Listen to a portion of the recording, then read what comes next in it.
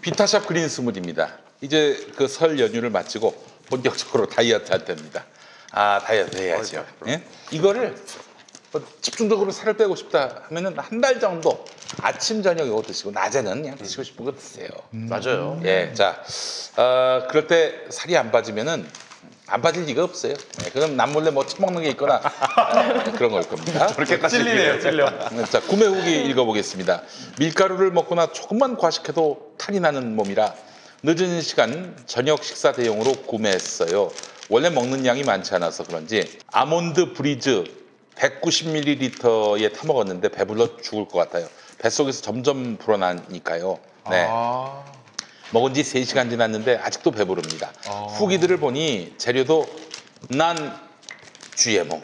네. GMO가 안 들어간. 네. 만족감 100배입니다. 맛도 걱정했는데 미숫가루 먹는 것 같은 느낌입니다. 그렇습니다. 자, 또 다른 구매 후기입니다. 저는 27살 청년입니다. 이제까지 별로 다이어트에 대한 생각이 없다가 최근에 어머니가 간절히 부탁하셔서 다이어트를 시작했습니다. 어머니가 부탁하셔서. 요즘 부모님들이 부탁을 많이 하시죠. 그래요? 예. 그래서 평소 자주 듣고 있던 김용민 브리핑에서 광고하는 그린 스무디를 주문해서 먹기 시작했습니다. 근데 정말 놀랍게도 한 달 만에 5kg이 빠졌고 2달째도 5kg이 더 빠졌습니다.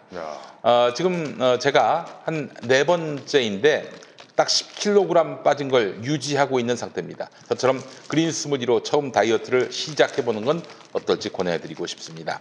실제 어머니의 지인분이 살 빼고 싶다고 해서 제가 맛보기로 한 포 그린 스무디를 드렸더니 매우 좋아했습니다. 한 포 줘놓고 그렇게 좋아할 리가 있나? 한 포 받아가지고 그렇게 좋아하시나? 네. 자, 아무튼 제 인생의 첫 다이어트는 그린 스무디와 같이 하게 돼서 기쁩니다. 라고 해주셨습니다. 자, 그린 스무디는 김용민닷컴의 최고 히트 상품 가운데 하나입니다. 다이어트는 맛있어야 한다. 이런 역발상으로 대박을 쳤습니다. 다이어트는 운동도 중요하지만 식단도 매우 중요합니다. 아무리 운동을 많이 해도 식사량 조절에 실패하면 다이어트 성공은 어렵습니다. 하지만 그린 스무디는 따로 운동할 시간이 없는 분들도 하루 한두 끼 그린 스무디로 식사를 대신하면 확실히 효과를 보실 수 있어요. 그린 스무디 한 포면 포만감이 생겨서 배고픔의 고통에서 충분히 벗어나실 수 있습니다. 다이어트는 오래 해야 성공할 수 있겠죠. 그리고 간단해야 오래 할 수 있습니다. 하루 한두 끼만 그린 스무디로 바꿔 드시면 끝. 맛있는 다이어트 비타샵 그린 스무디를 김용민닷컴에서 최저가에 만나보시기 바라겠습니다. 그렇습니다. 이거 뭐 저희 뭐 베스트셀러고 항상 저희가 광고 자주 많이 해드리는데 김승훈 후보님, 예비 후보님은 그래도 뭐 그 선거 앞두고 좀 다이어트들도 좀 많이 하시지 않나요? 후보분들. 근데 저절로 다이어트가 되는 것 같습니다. 저절로? 저절로 된다? 하루에 한 3만 보 이상 걸으니까. 유권자분들을 직접 이렇게 만나 뵙고. 네, 출근 인사부터 해서 한 3만 보를 걸으니까요.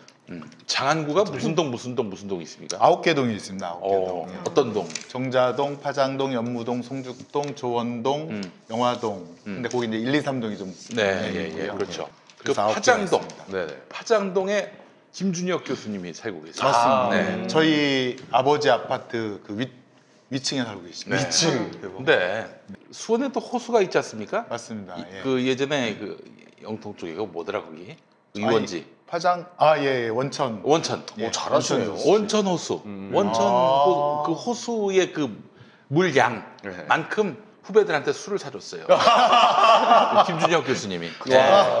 술을 엄청 김준혁 교수 잘 드시는. 맞습니다. 근데 제가 알기로는 변호사님도 술 엄청 잘 드시는 걸로 소문이 났다고 하는데. 네네네. 예전에 그 낙곰수에서 우리 최강욱, 강욱이 형이랑 그다음에 한병도 정무수석, 병도 형이 우연히 얘기를 하다가 저를 같이 알고 있다는 걸 아시게 된다는데 막 낙검수에서 얘기하다가 근데 승원이는 술을 너무 많이 먹는다고 그 멘트를 하는 바람에 그냥 전국적으로 약간 주당 계열의 주량이 얼마나 드십니까? 뭐 민주당만큼 잠깐만 민주당만큼 이거 주민의 발언입니다. 민주당만큼 주당 전국 정당을 지향하기 때문에 전국적으로 다 그래요. 당원이 있습니다. 저의 벗들이 있습니다. 이거 집에서 짜왔나요? 아니다. 아이디어웨이 하신 아니, 김준혁 계열이 다 이래. 죄송합니다. 예. 아주 전형적인 수원 토박이. 준혁이 형 따라다니다 보니까 말빨까지. 수호를 굉장히 잘하시네요. 아니 내가 저기 김준혁 교수님하고 2번에 걸쳐서 수원 관련한 프로젝트를 같이 했었고요. 네, 그래서 이렇게 수원계 한 5년 됩니다. 제가 사는 곳은 용인인데, 그래서 뭐 좀 들은 풍월이 있어가지고. 그 수원성의 야경이라든가, 그럼요. 행궁 다 보셨고요. 그럼요. 정말 아름답잖아요. 네, 그렇죠. 제가 작년에 그거 촬영 제가 갔다 왔었거든요. 그러세요? 너무 아름답고 그 성도 너무 멋지더라고요. 그 이제 감명 받았습니다. 정조대왕을 닮은 분이 노무현 대통령이신데 노무현 맞습니다. 대통령도 사실은 이제 이 서울에 너무 집중돼 있으니까 지역 균형 발전 하자, 세종시를 세우자 이렇게 하셨던 분 아니에요? 맞습니다. 그 말하자면 정조대왕의 세종시는 수원시였어요. 수원시. 개혁군주시죠. 그래서 수원은 다른 도시와 달리 공동체성 굉장히 강하고요. 역사와 전통이 살아있고 심지어는 지금 그 심재덕 시장님, 심재덕 시장님이 예전에 민선 1기 시장이었는데 이 양반이 무소속으로 당선됐어요. 그래요? 근데 무슨 공약으로 당선이 됐느냐? 그 지금 행궁을 복원하겠다. 그 자리에 무슨 병원이 있었거든. 병원 치우고 거기다 수원 행궁을 복원하겠다.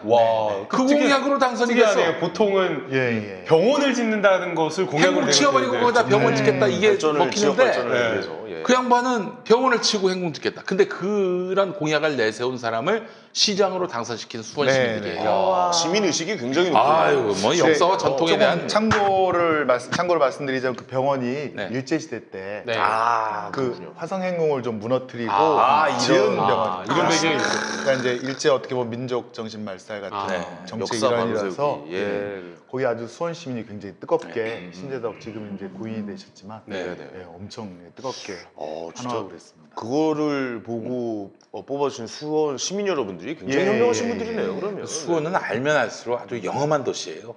맞습니다. 그리고 가장 대표적인 건 저는 효심을 뽑고 싶습니다. 효심. 정조대왕께서 그 사도세자를 모신 곳도 수원 가까이 있는 윤건 용릉이고 또 어머니 해경궁 홍씨를 위해서 그 수연을 베풀어 주신 곳도 화성행궁 수원. 효심이 굉장히 가득한. 그러니까 저는 적어도 김준혁 패밀리들은 기본적으로 믿어요. 맞습니다. 기본이 돼 있는 분들이에요. 기본이 돼 있습니다. 김준혁 교수가 어떤 분이냐면은 그 예전에 이제 수원시 학예사로 있었는데 한나라당 시장 때였어요. 그 시장 이름이 김용서야. 용서. 외우기도 쉬운 김용서. 근데 박정희가 뭐 온갖 현판을 갖다 붙였거든요. 이걸 떼어냈지. 떼어냈더니 박정희의 그 초등학교 제자들, 선생도 했었거든. 초등학교 교사를 했었어요. 박정희가. 그 제자들이 달려와 가지고 그 이제 김준혁을 묶어가지고 눈가를 팔려고. 독수리야? 그 붙잡혀가지고 눈깔 팔 뻔했어요, 그 양반이.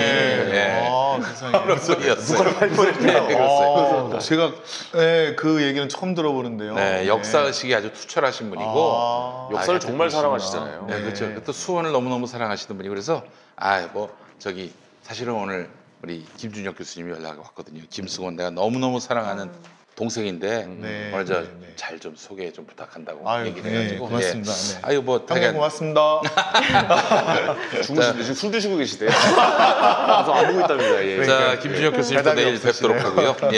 강용석 변호사 오늘 뉴스의 또 중심이었습니다. 그러니까 이제 어떤 여성이 있었는데 도도맘으로 알려진 그 여성과 기업체에 있는 남자인데 둘이 이제 말싸움이 붙었네. 그러다 이제 폭력이 오갔어요. 그런데 강용석 변호사가 이 여성분한테 제안하기를 이거 강간으로 몰자. 강간까지는 아니더라도 강간치상으로 몰자. 그럼 더 많이 받아낸다. 뭐 이런 식으로 해서 제안을 했고 실제로 그렇게 실행에 옮겼다가 고소장을 접수를 했죠. 그걸 이제 오늘 어디야 디스패치에서 디스패치가 보도를 냈어요. 근데 이번에 너무나 충격적인 건요. 돈을 3억 이걸 많이 받아내려면 그냥 하면 안 된다. 살인 말고는 강간이 제일 세다라고 하면서 3억에서 5억 정도 아예 돈 정도까지 그러니까 돈을 뜯어낼 목적이었던 거죠. 그래서 엄청나게 많이 받아내려고 죄명을 아예 골랐다라는 거. 그 다음에 이 법률적인 평가는 할 수가 있어요. 그러니까 어떤 행위가 있는데 그게 모호한데 그것을 법률가가 법률적으로 평가를 해서 이것을 강간으로 할지 아니면 강제추행으로 할지 강간치상으로 할지 정할 수는 있거든요. 근데 그 사안은 이 여성이 피해 여성이 대화 속에서 강제추행이나 이런 부분에 대해서 그런 만지려는 의도가 전혀 없었는데 그런 적이 전혀 없었는데라고 이야기를 하고 있어요.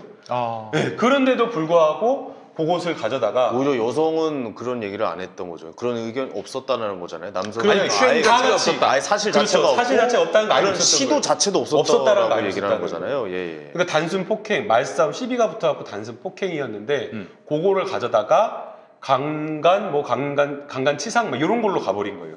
그것도 돈을 뜯어낼 목적으로 처음부터 그 의도가 드러나는 거예요. 그래가지고 처음에 내용 증명을 보내고 내용 증명으로 안 되니까 고소를 실제 했던 것 같아요. 그래가지고 2016년 4월에 이 특수상해만 인정이 되고 이 강간치상과 관련되는 불기소 처분이 나왔는데 어쨌든 이게 합의가 되어가지고 그런 식으로 처리가 됐죠. 2016년 4월에. 기사 보고 좀 무섭더라고요. 이걸 실제로 이렇게 하는 게 있구나라는. 이게 만약 정말 사실이다라고 하면 만약 사실이라면 어떻게 됩니까? 무고의 무고 교사인 거죠. 네. 무고 교사예요. 네. 그 여성은 무고 그리고 변호사는 무고 교사. 뭐 같이 공동으로 했다고 봐야 될 것 같은데. 네. 아예 공모 처음부터 공모해가지고. 만약에 강간치상이 유죄로 인정되고 합의가 안 됐다면 네. 징역 3년 이상 나올 수 있는. 어휴, 네. 그러면 이제 그 개인은 물론이거냐 한 가족이 하게 될 수 있는 가정이. 그러니까요. 네. 그런데 정말 믿을 수 없는 일인데요. 예, 그 만약에 진짜 그게 사실이라면 그 보도를 뻥을 쳐서 보도를 하기에는 너무 디스패치가 큰 부담을 지는 거 아니에요? 네. 근데 그 문자를 어디서 입수를 한 거죠? 그것도 참 그것도 의아한데. 의아하네요. 네. 하여간 그게 사실이라면은 어떻게 됩니까? 진짜 심각한 거죠. 왜냐하면 이거는 그냥 일반인이 무고한 것보다 훨씬 더 양형이 올라갈 수 있어요. 변호사가 하는 왜냐하면 법조인인 거잖아요. 변호사는 누구보다 더 법을 잘 지켜야 되는데 그래야 될 변호사가 법조인이 오히려 그 의뢰인하고 같이 해가지고 의뢰인을 부추기고 의뢰인에게 오히려 더 이런 것들이 있다라고 하면서 법률적 지식을 활용해가지고 돈을 뜯어낼 목적으로 허위로 그렇게 수사기관에 고소장을 제출했다라고 한다면 이거는 진짜 죄질이 무거울 것 같아요. 만약 판사님께서 그런 사건이 피고인 사건이 왔다 그러면 몇 년형을 선고하시죠? 만약 이게 사실이라면 만약에 그게 무고가 통해서 피고인이 받을 그 형량 버금가는 형량을 해야 되지 않을까요? 제 의견은 그렇습니다. 네, 거의 실형 선고받을 것 같아요. 그럼 변호사는 앞으로 할 수 있어요, 우리 용석이 형? 만약 그렇게 되면 못할 가능성이 앞으로 높죠. 못해요. 만약에 사실이라고 하면. 근데 여기에 더해서 양형을 더 플러스해야 될 게 이분이 너무 막 이런 게 많아요. 그러니까 고소고발을 남발한 거. 그다음에 너 고소. 네, 그다음에 또 그 명예훼손하는 그런 것들 있잖아요. 무차별적으로 신중하게 여러 가지 사실관계를 확인하지 않고 막 또 이렇게 막 뭐 유튜브에서 아주 장난식으로 해가지고 연예인의 뭐 공인의 명예라든가 이런 것들을 그냥 가십거리로 만들어버리고 옛날에 개그 콘서트에서 최유종 씨 고소해가지고 난리가 났었잖아요. 뭐 최유종 씨를 고소했는데 둘 다 뜬 거야. 그래서 개그맨들 사이에서 나도 좀 고소해주지. 아니지. 이것까지는 넘어갈 수 있는. 뭐 집단 명칭에 의해 가지고 뭐 명예훼손이 되느냐 안 되냐를 자기가 본인이 입증하기 위해서 그렇게 한 거는 좋아요. 그거는 아주 굉장한 전략이었다라고 평가를 받는데 그때는 굉장히 사소한 일이었고 굉장히 머리를 잘 썼다. 그런데 지금 그 이후로 보인 어떤 여러 가지 이런 것들은 굉장히 지금 유튜버 뭐 가로세로 뭔가 뭐 하면서 거기서 굉장히 논란이 되는 것들 많잖아요. 그래서 그러한 것들도 저는 양형에 분명히 반영된다고 저는 봐요. 갑자기 이 얘기를 나누니까 우리 황혜인님의 예전 전설적인 불편한 진실. 아유 감사합니다. 이게 진실이라면 정말 불편한. 이 상황이 정말 불편한 진실. 강용석 동기이신 우리 김승원 그래서 어머님. 굉장히 불편합니다. 동기로서 같은 학교를 다니셨고 이제 학번이 같은데 이런 일을 사회적으로 이제 만나게 됐을 때 이 느낌은 또 다르신가요? 어떠세요? 글쎄 뭐 저희가 270명이었는데요. 우리 강용석 그 하고는 이제 노는 장소가 틀려서 노는 장소가 틀렸어요. 노는 장소 틀리다는 건 어디서 노셨는데요? 저는 뭐 태백산맥이라든가 지하에 있는 그런 막걸리 방 정선 얘기하시는 건가요? 아니에요. 신림동에 있는 막걸리 집에서 뭐 알겠습니다. 가난한 데서 이제 주로 드셨고. 용석이 형도 그렇게 잘 사는 편은 아니었던 걸로 알고 있는데. 모르겠습니다. 아르바이트를 많이 해서 그런가. 한때 잘 입고 다녔습니다. 지금.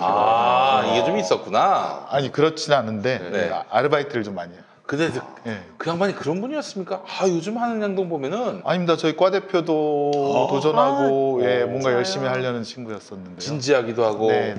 강용석 변호사가 또 소년급제 하셨잖아요. 대학교 다닐 때 예, 맞습니다. 4학년 때 굉장히 좀 똑똑하고 그러셨다라고 알고 있어요. 공군법무관으로 갔을 때는 그 헌병대 전투기 한번 뜨면 기름이 몇만 리터가 막 소요된다고 하는데 그걸 또 이렇게 부정축제한 공군 장군들을 아니 장군이 아니라 영관급들을 수사하고 그랬던 회기도 있었던 걸로 제가 기억이 납니다.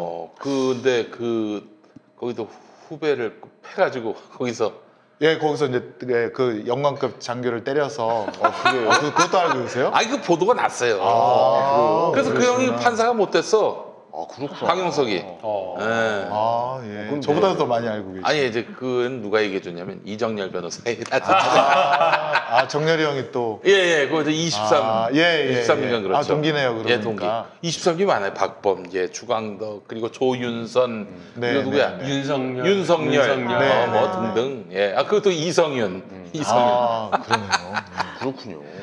저도 예전에 강적들을 같이 좀 했었는데 저는 뭐 실제 이제 사생활에서 만나면 굉장히 좀 젠틀하시고 좀 말씀도 무슨 뭐 변호사들 방송 나오는 변호사들끼리 밥 먹을 일 있으면 돈을 다 그 양반이 냈다고 하더라고. 강용석 씨가. 그런데 지금 이 하는 짓은 양마의 짓 아닙니까? 근데 이거 이 소지 이해를 할 수가 없어. 이 상황은 저도 잘 모르겠어요. 그래가지고 이건 나중에 좀 시간을 좀 두고 사실이 어떻게 밝혀질지를 좀 봐야 되지 않을까 싶은데 판사로서 정황상 이게 약간 좀 사건의 뭐 정황상 되게 문자가 실제로 어떤 사람이 보내준 증거고 정황상 봤을 때는 어떻게 느껴지십니까 이런 거? 문자는 거의 뭐 너무 객관적이라서 제가 볼 때는 그걸 조작했을 것 같진 않아요.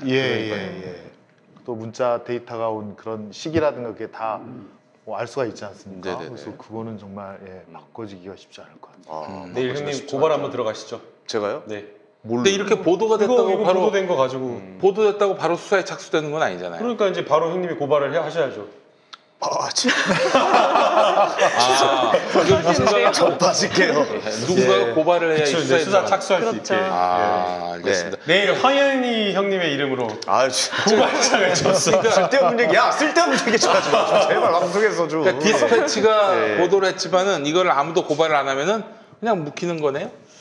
또 그렇게 아니면 그 양반 그 강간치상으로 내몰려 가지고 굉장히 고통을 당해서 그 양반이 합의를 받는 가능성도 있죠.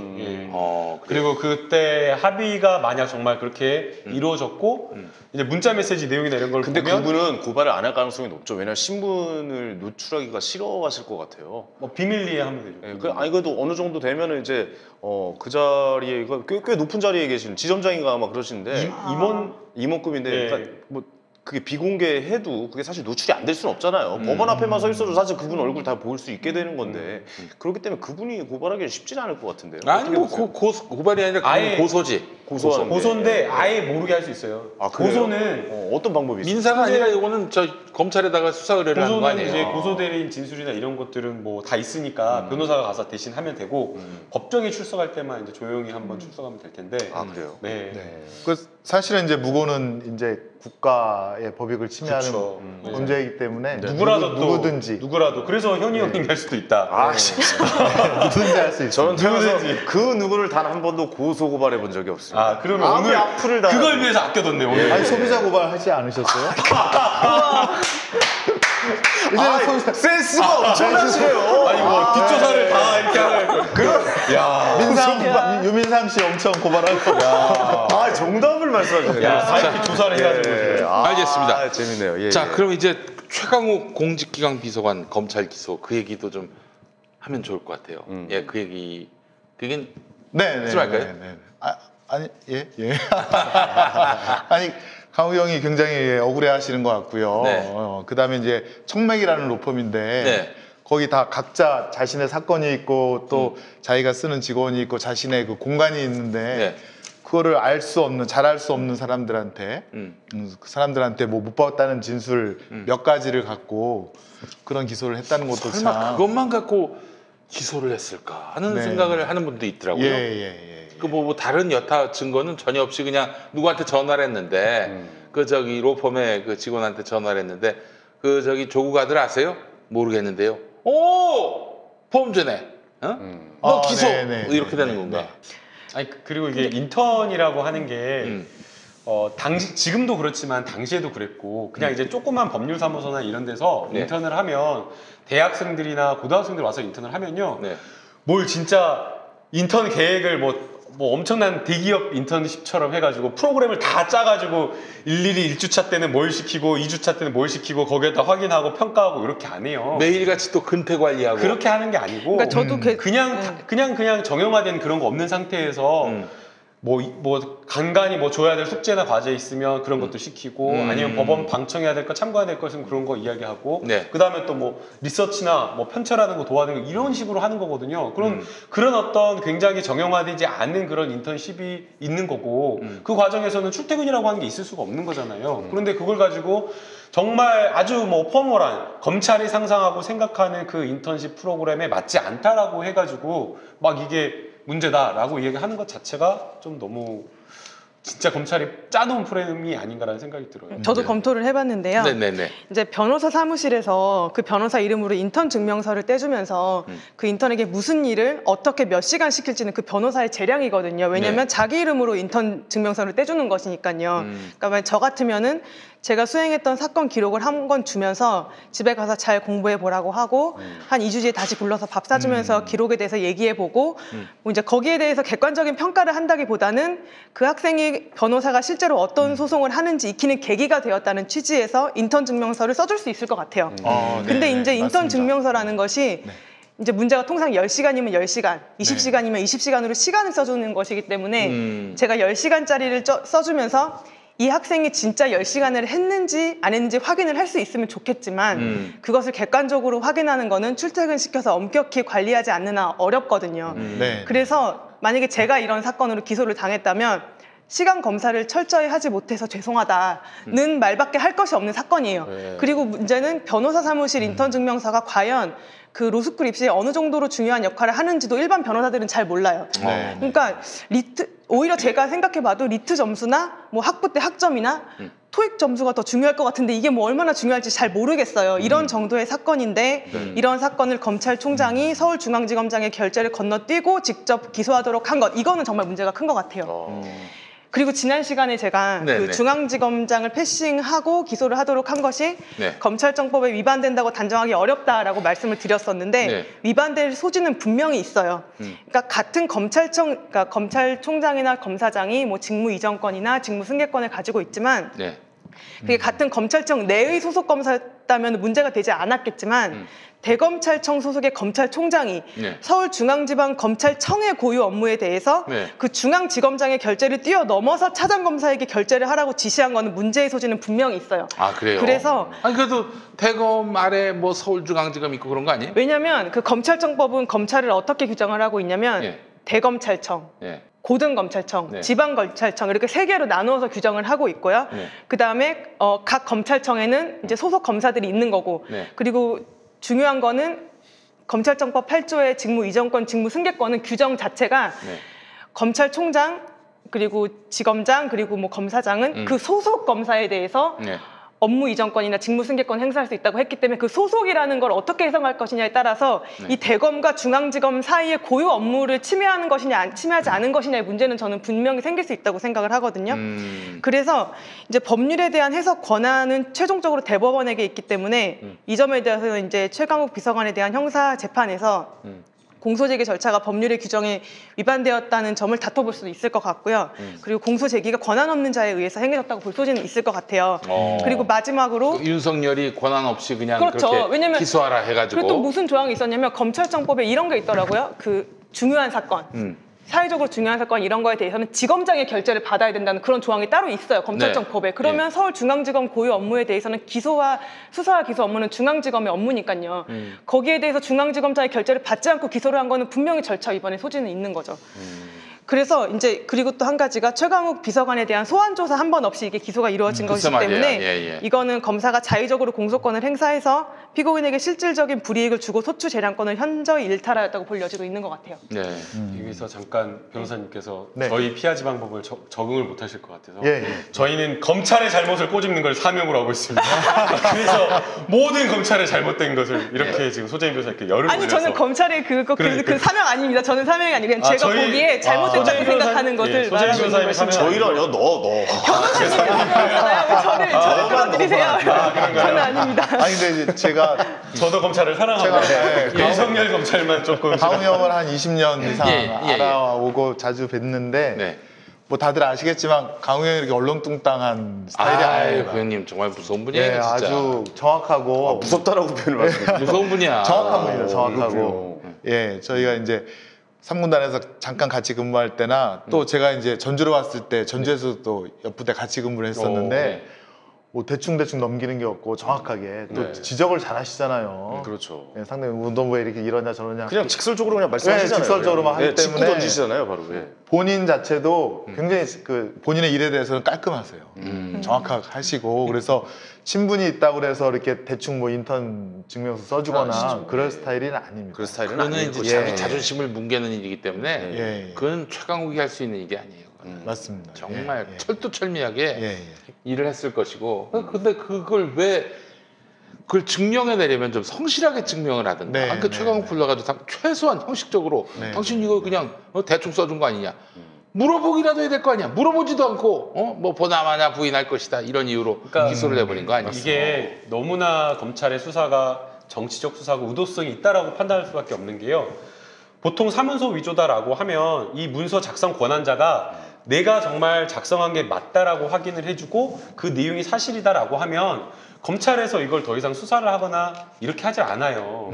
그런데 이 지금 인턴 증명서와 관련되어서 최강욱 변호사님이 로펌의 대표 변호사로서 내가 이거 작성해준 거 맞다.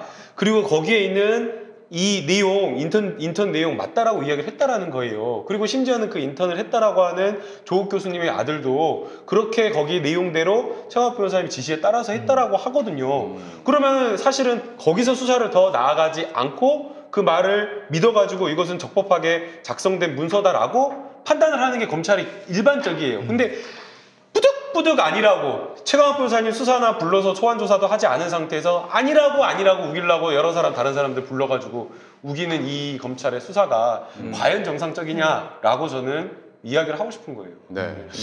근데 이게 이제 검찰도 이제 총선에 영향을 주지 않겠다라고 해서 1월 달까지 마무리를 한다라고 얘기. 다 줬는데 영향 다 줘놓고 뭐 인자서 안 한다고 그게 말이나 돼. 웃기는 소리 진 건 웃긴다. 저한테 이렇게 말하시면 안 돼요. 죄송합니다. 저는 언론에 나온 것을 그대로 공부를 해서 말씀을 드리는 겁니다. 죄송합니다. 제가 갑자기 흥분했습니다. 괜찮습니다. 아니 다 해놓고 뭘 인자 와서 뭘 영향을 안 준다고. 손 좀 놔주세요. 네, 진짜 제가 진짜. 그러니까 그렇다고 하는데 어이가 없어요. 그러니까 자, 그럼 이걸 한번 여쭤볼게요. 이게 이제 결국에 마지막은 어떻게 될지 이제 검찰이 기소가 돼서 법원으로 넘어가서 그러니까 재판을 받은 상황이 올 거라고 보시는 거잖아요. 그러니까 이게 그냥 끝내진 않을 거 아니에요. 검찰에서도 기소를 해가지고 재판까지 무조건 끌고 가려고 하는 모양새일 텐데.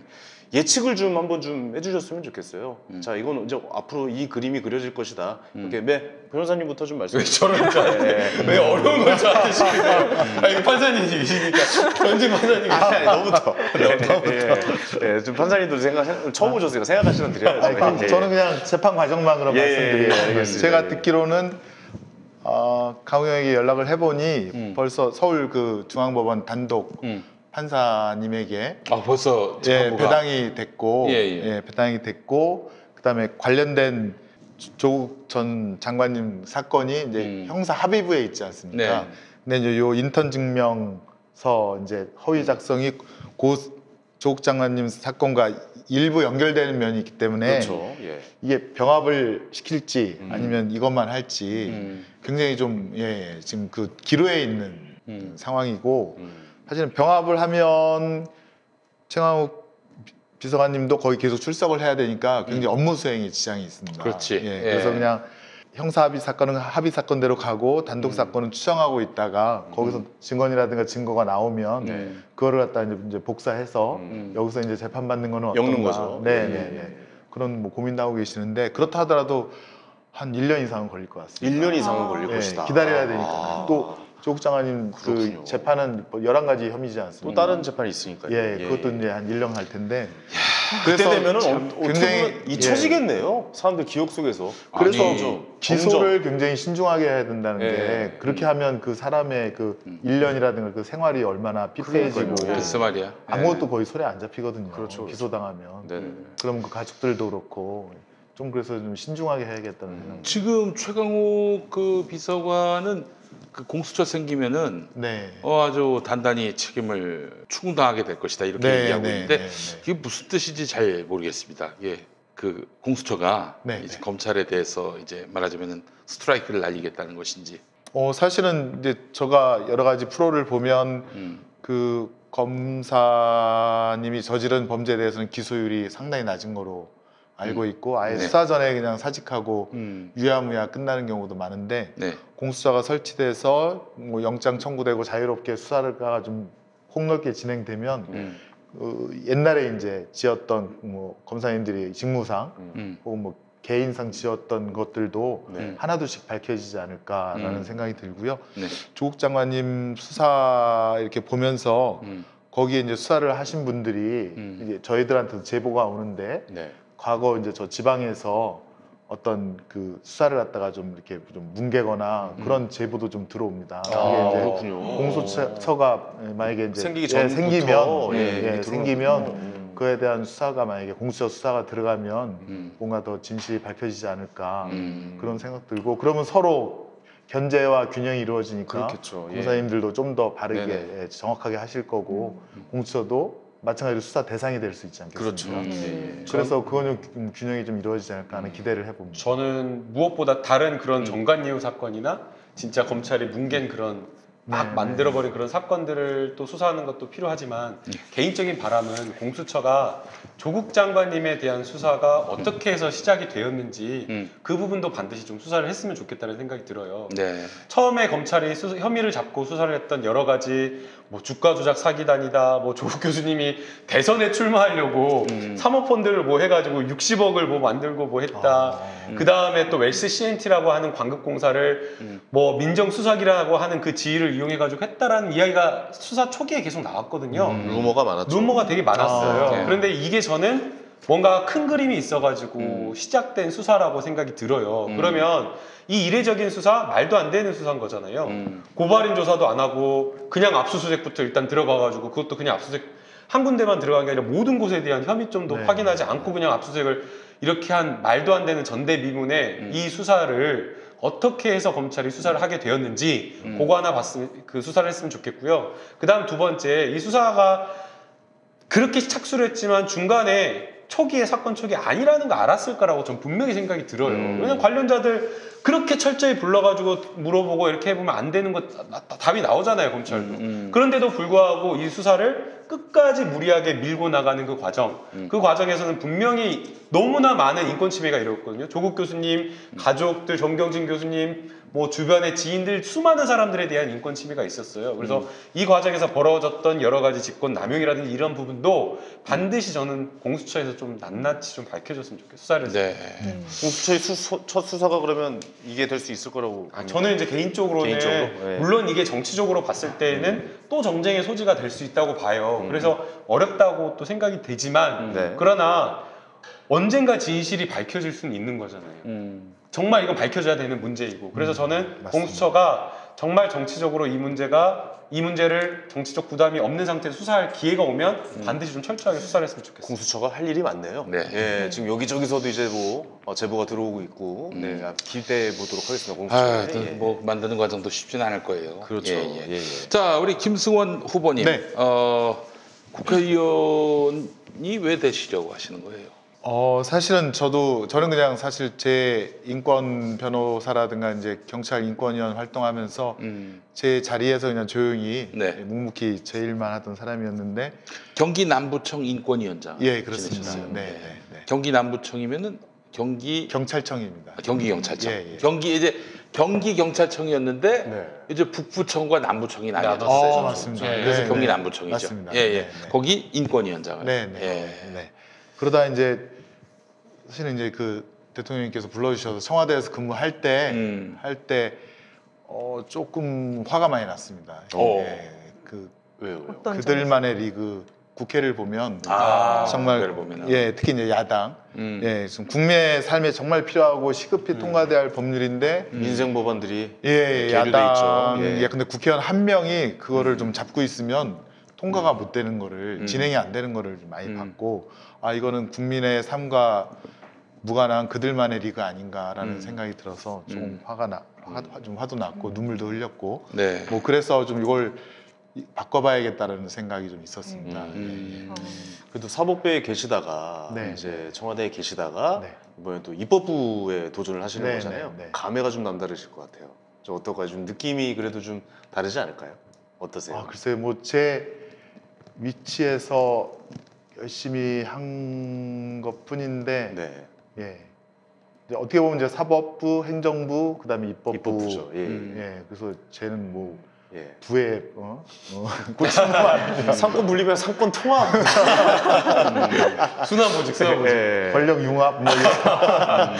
어쨌든 좀 입법 기관에 들어가시면 또 그 나름대로 뭔가 좀 법을 공부하셨던 게 노하우가 좀 나오실 것 같고 좋은 입법이 좀 많이 될 거라는 생각도 좀 들긴 하거든요. 예. 네, 좋은 네. 법안을 좀 만약에 혹시나 당선이 되신다면 많이 좀 만들어 주셨으면 좋겠다는 말씀 좀 감사합니다. 꼭좀 네. 저는 드리고 김승원 싶습니다. 예. 후보님 옆에 앉아 있는데 그냥 목소리부터 말씀하시는 것 자체가 그냥 신뢰감을 너무나 맞아요. 전달하는 그런 생각이 들고요. 고맙습니다. 그다음에 일하시는 걸 저도 막 엄청 이야기를 많이 들었거든요. 네. 근데 진짜 이렇게 너무나 점잖으시고 이렇게 그냥 조용조용 하시는데 일할 때는 정말 열정적으로 모든 거를 쏟아부어서 일하신다라는 그런 평가를 들었어요. 그래서 너무나 주변에 존경하신다는 분들도 많아서 저는 정말 진심으로 잘 되셨으면 좋겠다는 예, 저는 고맙습니다. 아까 네, 개그 센스에 네, 네. 놀랐습니다. 진짜 저는 맞아요. 고소 고발을 한 적이 없습니다. 소비자 고발하자. 짱이었어요. 센스가 정말 내가 웬만하면 개그맨 애들이랑 말부터도 안 지거든요. 말문이 막혔어 내가. 말문이 막히더라고요. 아주 굉장히 인상에 남는 정말 재밌는. 감사합니다. 예. 우리 김수호 후보님은 지금 수원 그 장안에 예, 예. 얼마나 사셨어요? 저희 어머니도 이제 거기서 태어나시고, 예. 그냥 거기서 그냥 쭉 자라셨구나. 예. 파장초등학교 나오셨고, 네. 수원 북중학교 나오셨고, 예. 수성고등학교 나오셨고. 네. 와, 사대문, 그러니까 수원도 이제 사대문이 있지 않습니까? 네. 제가 이제 어렸을 때는 그 안으로 들어가 본 적이 없습니다. 항상 장안이 그 바깥쪽에 있어서. 네. 그렇군요. 네, 장안에서 이제 뜻을 펼치시려고 하는데, 그 뭐 수원 장안 그 유권자들한테 무슨 공약을 내세울 생각을 하고 계세요? 지금 이제 아까 장안이 원래는 수원의 1번지였고 네. 경기도의 1번지였습니다. 그렇죠. 그래서 저희가 이제 청와대 정무수석실 근무할 때도 국회의원분들 배치표가 있는데 경기에서는 수원 장안이 항상 1등이었습니다. 그렇죠. 근데 이제 우리 김 교수님께서도 말씀하셨지만 요새 수원 장안이 경기 1번지답지 않은 좀 약간 심장의 어떤 동력이 좀 느슨해진 그런 면이 있어서 장안의 심장을 다시 뛰게 할 수 있는 장안의 심장을 다시 뛰게 하는 아들이 한번 되고 싶습니다. 제 가슴도 뛰고 있습니다. 예. 근데 서울대- 어떻게 뛰게 하시려고요? 어떻게 뛰냐? 어떻게 하긴요? 구체적으로 많이 뭐 구체적인 뭐 공약을 세우시거나 뭐 그렇지 않더라도 저는 뭐 제 모토가 착한 사람이 이기는 따뜻한 착한 사람이 이기는 세상, 이기는 따뜻한 약한 세상. 사람도 행복한 세상이 모토인데요. 네. 장안의 심장이 꼭 건설이라든가 개발에 의해서 뛰는 게 아니라 사람이 사람답게 같이 어울려 살고 그 안에 이제 따뜻한 온기와 사랑이 있는 그런 사회. 그러려면 여러 가지 예산이라든가 시설이라든가 그런 것들이 어울려질 수 있는. 근데 한편에서는 뭔 소리야? 개발을 해야지. 그래야 부동산도 오르고 지역이 발전할 거 아니야? 이러시는 어르신들도 분명히 계실 제가 거예요. 계실 앞부분에서 것도 바로 같습니다. 네. 그거를 얘기를 하려고 했던 그러니까요. 거예요. 그런 요구를 하는 사람도 분명히 있어요. 분명히 예, 있죠. 예. 파장동 네. 갔더니 너무 이게 말하자면 개발이 덜 됐다 이렇게 네. 얘기하시는 분들도 있으실 것 같고요. 네. 아직 그 장안에는 그 그 개발할 수 있는 또 부지들이 있습니다. 거기에는 당연히 개발하고 더 좋은 공공시설이 들어와야 될 것 같고 저희가 인구가 25만인데요. 웬만한 시만한 규모입니다. 25만이요? 예. 거의 춘천시 정도. 그렇습니다. 예. 그래서 아파트 다 있고 한데 대신 그 유휴지에 어떤 공공시설이 좀 편익시설이 좀 부족한 것들이 많습니다. 그래서 그런 것들을 좀 많이 해서 거기 주민들이 활력이 있는 삶으로 한번 착한 사람이 득세하는 세상이 되려면은 마을 공동체가 회복이 돼야 할 텐데 그런 마을의 복원도 구상하고 계신 걸로 알고 있고요. 장안을 안 떠나고 오래 사시는 분들 많거든요. 근데 개발 때문에 만약에 떠나게 된다면 그건 좀 그 진짜 슬프네요. 오래 사셨는데 대대로 사는 동네. 마치 김승원 후보처럼 어머니 때부터 살던 수원 지역에서 진짜 수재셨겠어요. 서울대 법대 나오셔가지고 판사까지 하셨으면 막 플랜카드 걸리고 그랬을 것 같은데요, 옛날에 동네에서. 그죠? 또 수성고등학교가 나름 수원의 또 명문입니다. 그러니까요. 그래요. 어마어마했을 것 같습니다. 그래요. 저희 아무튼 농사짓기 싫어서 공부한 스타일. 저희 아버지랑 똑같은 말씀하시네요. 그러시군요. 수원시 가업 김승원 예비 후보님 앞으로 또 정치적 큰 꿈을 꾸고 계시는데 뭐 하여튼 좋은 성과 있으시기를 빌겠습니다. 고맙습니다. 질문 있습니까? 나오셨는데 이런 질문을 해야 될 것 같아요. 하세요. 어떤 정치인이 되고 싶으신지 좋습니다. 정치에 성과를 내주시는 것 같습니다. 저는 제가 존경하는 두 분이 있는데요. 세 분이구나. 우리 김대중 대통령님, 노무현 대통령님, 문재인 대통령님. 근데 김대중 대통령님은 제가 잘 그 연설문만 읽어봤고, 근데 제가 이제 직접 그 가슴을 뛰게 하신 분이 노무현 대통령님과 문재인 대통령님인데 두 분의 좋은 점을 섞어서 죄송합니다. 실현될 수 없는 이상적인 꿈을 갖고 있습니다. 한명도 민정수석님, 정무수석님 제가 대신 사과드리겠습니다. 지근거리에 있었던 한명도 수석님으로 빠졌습니다. 전 될 수도 있다고 봅니다. 앞으로 좀 기대해 보도록 하겠습니다. 자, 오늘 마무리하죠. 그러면. 그러시죠. 오늘 너무 유익한 시간이었습니다. 직접 현직에 또 판사로 계셨고 저희가 또 피하 지방 법원이다 보니까 판사분의 또 이야기를 한번 좀 들어보고 싶었던 게 좀 있었거든요. 맨날 네 얘기만 들으니까 나도 생각이 좀 이상해지는 것 저도 같아요. 진짜 너무 긴장됐어요. 오늘 평소보다 훨씬 더 아무 얘기 안 긴장됐어요. 하잖아요. 아무 얘기 잘 안 했어요. 검찰 비난만 하죠. 또 판사의 시각에서 뭐 이런 또 현재 돌아가고 있는 이런 거에 대해서 이야기를 들어보니까 또 너무 유익한 시간이었고 또 정치적인 이제 걸음걸이에 또 새로운 포부를 밝히신 것도 굉장히 좀 의미 있는 시간이었던 것 같습니다. 기회가 된다면 곧 또 조만간 한번 찾아뵙도록 하겠습니다. 고맙습니다. 그리고 잘 되시고 나서도 혹시 시간 되시면 한 번 더 찾아주시기 바랍니다. 영광으로 생각하고 있습니다. 알겠습니다. 그럼 저희는 인사드리도록 하겠습니다. 지금까지 피하 지방 법원이었습니다. 감사합니다. 감사합니다. 고생하셨습니다.